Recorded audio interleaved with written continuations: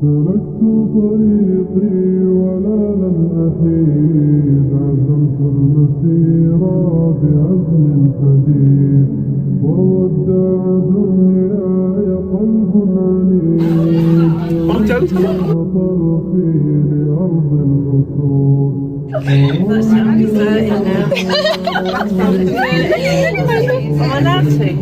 Yeah. I love it.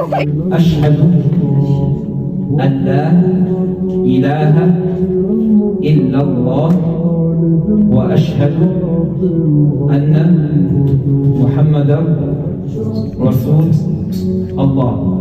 I testify there's none worthy of worship except Allah alone without any partner. And I testify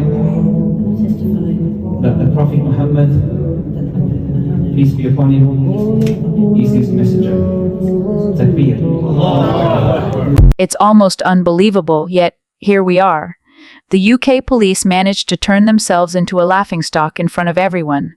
Instead of projecting authority and professionalism, they staged a cringe-worthy hijab try-on that looked more like a cheap comedy sketch than the actions of a serious law enforcement body. This wasn't the image of a force the public can trust, but a self-inflicted humiliation that turned them into a punchline across media and social platforms. While criminals grow bolder by the day, the police are busy playing dress-up, handing critics more ammunition than ever. Rather than inspiring confidence, they've painted themselves as weak, awkward, and directionless, stripping away the dignity and respect their uniform is supposed to carry.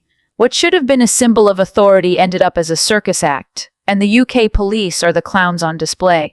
How are you on this? £2,500 a year more if you're on benefits than if you're on minimum wage, and 50% of the British working population are going to be on less money than people on benefits.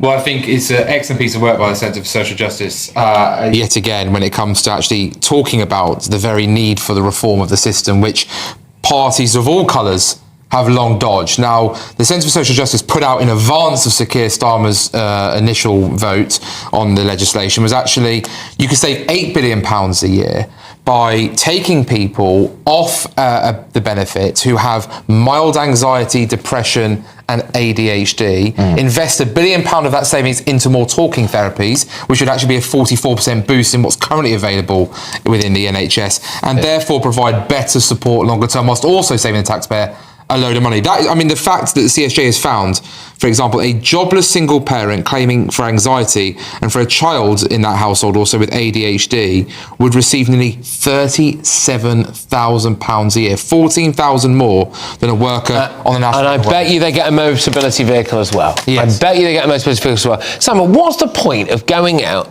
and working? Well, you meet people, you know, possibly your future wife. Yeah. You get a bit of fresh air, you know, change of scene. Get your steps up. Yeah, that's true. I mean, obviously this is disastrous. This plays into the, we knew Labour were going to be bad, but we had no idea quite how bad narrative, which is building momentum lately. I am possibly, you know, functionally innumerate on this. I am a little bit puzzled how half the country can be earning less than the minimum wage. That seems to me a dysfunctional No, I think it's just the fact that, so it's just the fact that you can earn so much more than that on benefits. Yeah. Okay, I see. More than the original amount. I mean, obviously the problem with it, as Jonathan has indicated, is not, when you say benefits, it sounds a little bit like what I would have, you know, called the dole back in the 80s or what income support. It goes through various iterations. We're talking about the PIP. We're talking about the enormous onslaught of a spectrum of disorders, some of which absolutely do, you know, guarantee that a person deserves some degree of support. And at the other end, yes, you know, you're feeling a bit sad or whatever, or a bit confused or anxious. You know, I can't remember how many emotions I've cycled through in the last 24 hours, you know, but I'm sure some of them, if I could have just for that hour, have been Coming out. Yes, exactly, yeah. Yeah. So, I mean, this has obviously got to be dealt with. I do think Jonathan is right in the sense that we absolutely need to get people talking to therapists and so on and overcoming these issues. And interestingly, of course, ChatGPT, if not Grok in its latest iteration, is offering an awful lot of potential, very much more affordable support for that. There's also these various tailored, bespoke therapeutic chatbots, which will make that a much cheaper. Although I do believe that at some point last night Grok started referring to itself as Hitler, which would imply that maybe they've not ironed out all the creases in AI. What I like about that is it's put GB News closer to the centre of the discourse. No, the social contract has gone. We're going to get a budget that is going to have to clobber people at some point in the autumn, and here we are. You can sit on your backside and earn more than I think it's about 40% of the British population will earn less by going to work than they will if they just didn't bother. Well, if you expected me to disagree with any of you on this, you're sadly wrong. I have been working for 59 years and paying tax, and I still do. Yeah. And since you were a 3-year-old. Absolutely. Nice. I wish I'd Come on, Patrick. Well done. Sorry. Well done.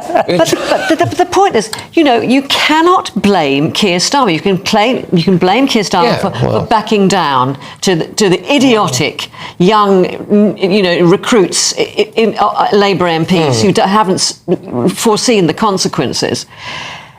This is a system that has been cranked up over the years under a Conservative government. It's not that Labour are giving them, the people who are claiming benefits, anymore. He was trying to reduce what they were getting, but they were already getting this under the Conservatives. So it is completely hypocritical to blame Keir Starmer and the Labour government. The revelation that sickness benefit claimants could soon receive $2,500 more per year than someone working full-time on minimum wage has ignited public anger, and for good reason. It exposes a warped system that undermines the dignity of work and punishes the very people who keep the country running. When full-time employees, often juggling multiple responsibilities and enduring long commutes, discover that they are financially worse off than those not working, the sense of betrayal is palpable. It is not just a matter of numbers on a spreadsheet. It is about the principle of fairness.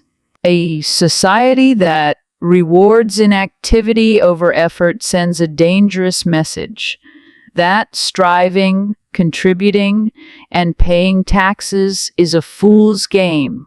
With public services crumbling under the weight of soaring demand, and overstretched needs, housing shortages, and record levels of immigration, resentment is intensifying.